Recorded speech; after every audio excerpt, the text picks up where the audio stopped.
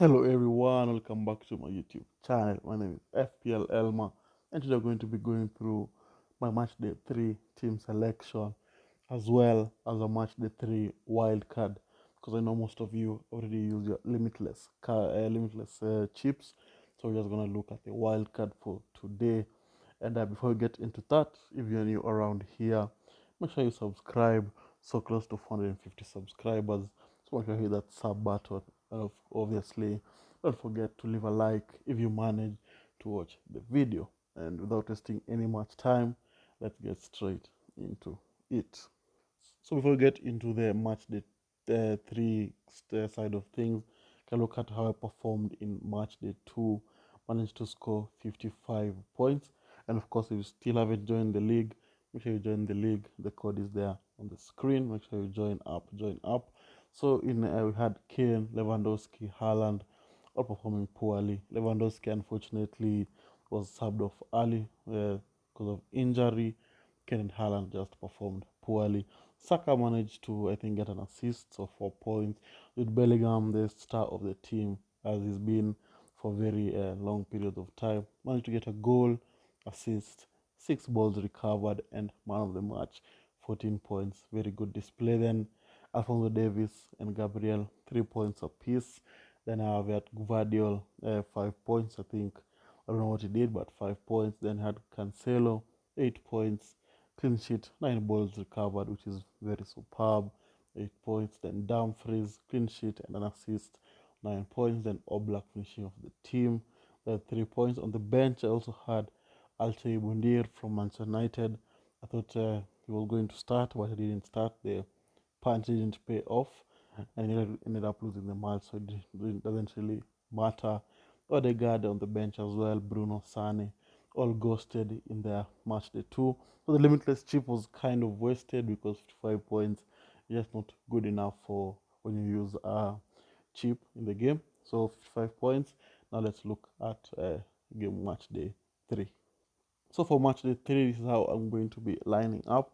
I've still not yet activated the wildcard chip because I'm not so sure I need it for match day 3. I have 4 key transfers I'm looking at doing, but you always get 2 transfers.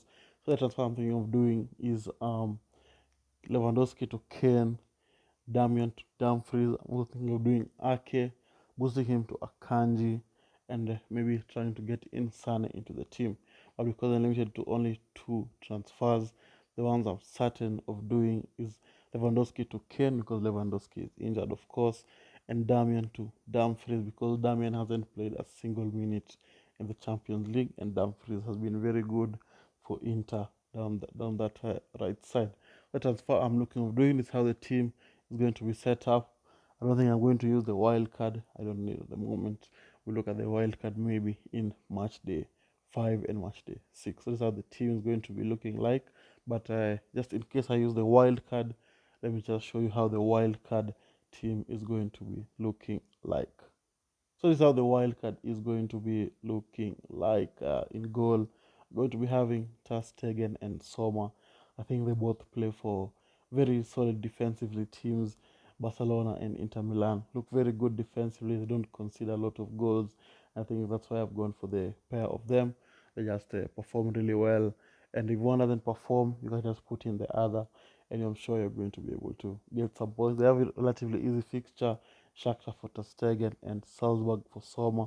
So there's a high chance for a clean sheet. Then some other goalkeepers out there that you could think of.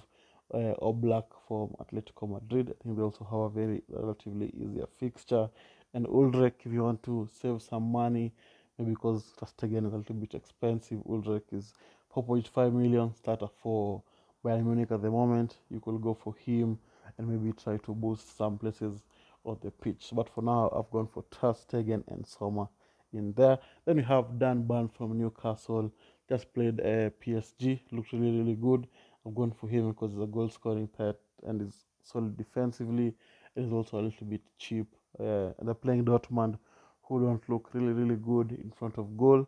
So I'd expect a clean sheet there and maybe a cheeky goal on the other side. Then you have Akanji. I think from all the Man City defenders, it's usually hard to pick who's going to play. So my reasoning for Akanji is that he picked up a red card in the Premier League, so he won't be in contention for the match against Manchester United on the weekend. So that will maybe give Pep a chance to rest some people for that Manchester United game, and that's why I've gone for Akanji. Hope that it pays off. They play against young boys, which I'm sure they're going to keep a clean sheet in that fixture. Then you have Raum. I think it's just an assist machine for Leipzig. They have a relatively easy fixture. I don't know the team of that team what it's called, but they have a really easy fixture. That's why I've gone for him in there as well, and he's also very very cheap. Then you have Denzel Dumfries and Di Lorenzo finishing up the defense. Di Lorenzo is also an assist machine, and Napoli and Inter are also very good defensively, and that's why I've gone for the two Italian league players there. So I hope that they're going to be able to perform. That looks like a very solid defense and also a very solid goalkeeping department. So let's move on to the midfielders.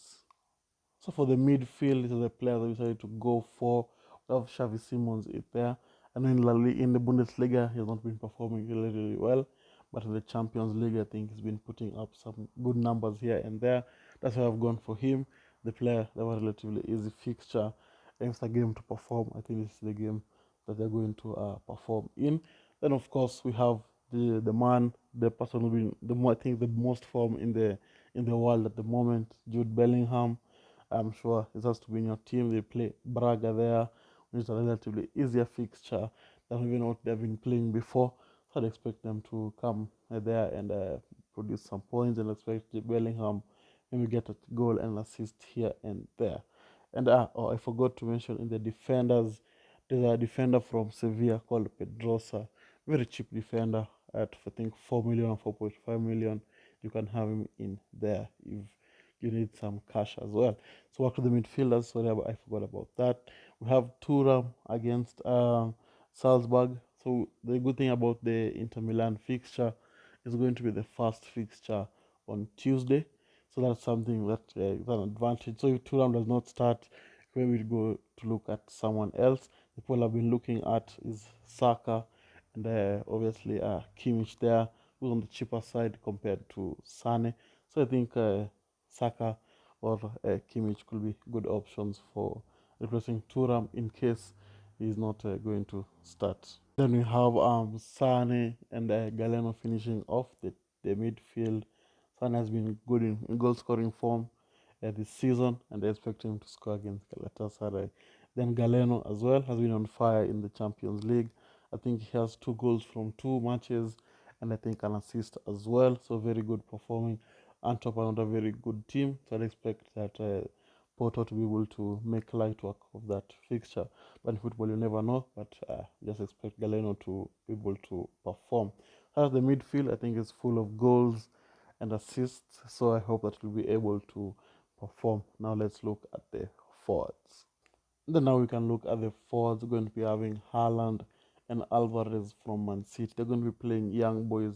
I'm sure Pep is going to feel a very strong team, but you never know because they have Manchester United on the weekend, so it'll be difficult to know what Pep is going to do. But I expect Haaland and Alvarez to start because Man City don't have a lot of options like they did last year but one. They have a very thin squad, so I expect Haaland and Alvarez to start. And of course, I'd expect them to score against young boys. I'm sure they're going to make light work of that fixture. Maybe get some subs off early so that they can have some rest before the United fixture, which is a big fixture. So I expect Haaland and Alvarez to perform and come with some goals as well. Then you have Harry Kane finishing off the team. He's the bagsman for Bayern Munich. We all know Harry Kane is always scoring for fun. And I hope that he's going to be able to be scoring for fun against Galatasaray. That is the team, how the team is going to be looking like. And on paper, it looks like a very strong team, very strong wildcard team, which will carry you, I think, until the end of the group stages, because we usually have 5 subs before the round of 16. So that's the team. You all know the fixtures, the dates. Just look at the dates, and you can be able to maneuver around that. So that I'd like to thank you all guys for watching. If you have reached this far, don't forget to hit that like button, and of course don't forget to subscribe. And with that, I'd like to thank you all guys for watching, and I'll see you all guys later. Bye bye.